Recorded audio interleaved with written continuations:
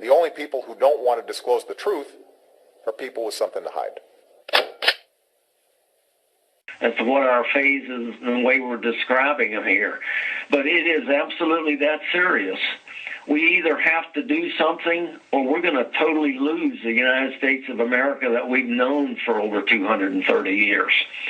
And too much blood, body parts, family destruction have been sacrificed. And we just cannot tolerate it. Now, down there in phase 3, where we're talking about individuals, we're really not. We're talking about principles that these individuals communicate. These individuals reflect strong constitutional grounding. That is exactly what we need in the new leadership.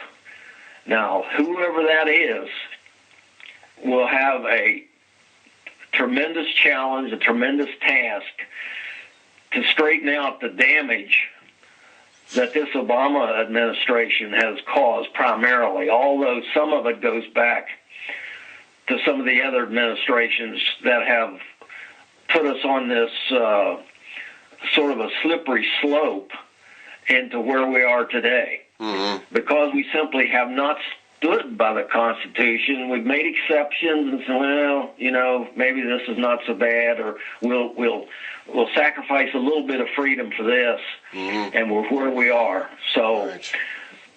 It's a difficult challenge, and I'm saying we don't have all the leaders, all the answers right now, but we have got to start, and we've got to make it known that we're in such a terrible condition. We really have no choice. We can either rise up or we can surrender. And I won't. You know, I'll go on my knees before the Lord, but I won't before a tyrant such as Barack Obama.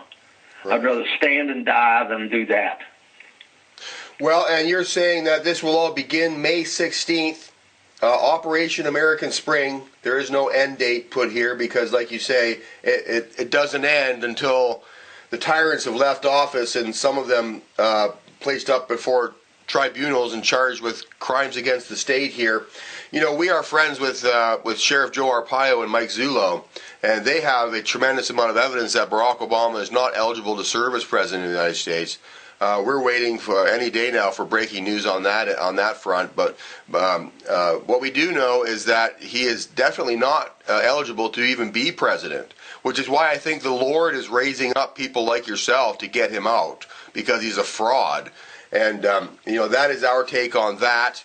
And Eric, well, I couldn't agree with you more there. Mm-hmm, mm-hmm. I could not agree with you more, because many of us were screaming to high heaven in 2008 when he was even a candidate. It surely didn't take a rocket scientist to look through him and see what he was, mm-hmm. and ask, who is this guy? Right. We didn't know anything about him and still don't. And we still don't. Except for the investigations, like you said, of Sheriff Arpaio and others who have clearly documented that there's no way he is qualified in accordance with the Constitution to serve as in the office of president.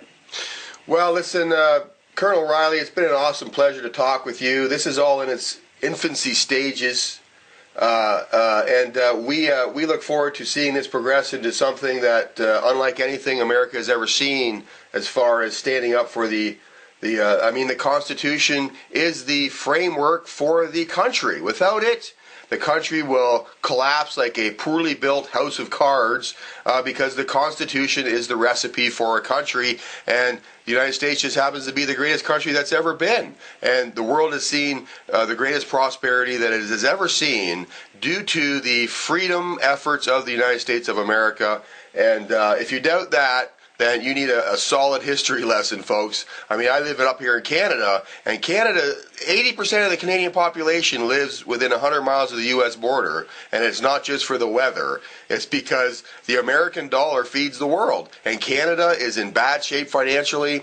I'm the Canadian correspondent, but most of our operations take place in the United States of America, and the Americans are hurting bad, and so is the rest of the world. So we've got to get behind this Colonel's effort. This guy's got a lot of credibility. We've all been praying for someone with credibility, with clout, and this Colonel is a godly man. And it's time to rise up. P.P. Simmons is in full support of you, Colonel, and I just want to thank you for taking the time today. And I look forward to hopefully getting you back on as things progress here. I suspect you're going to get busy here very soon, if you're not already.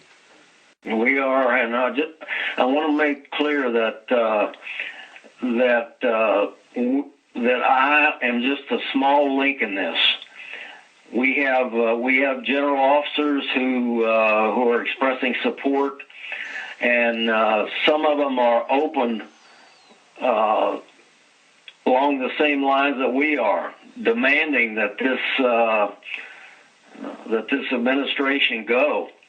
And one of them that's the strongest, who's willing to step out and stand for exactly what we need, is General Paul Valley. Oh yes.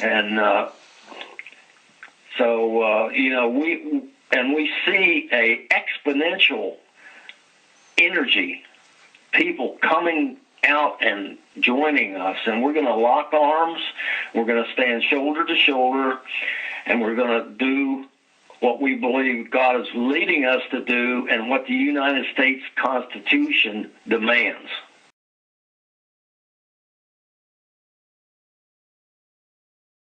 The only people who don't want to disclose the truth are people with something to hide.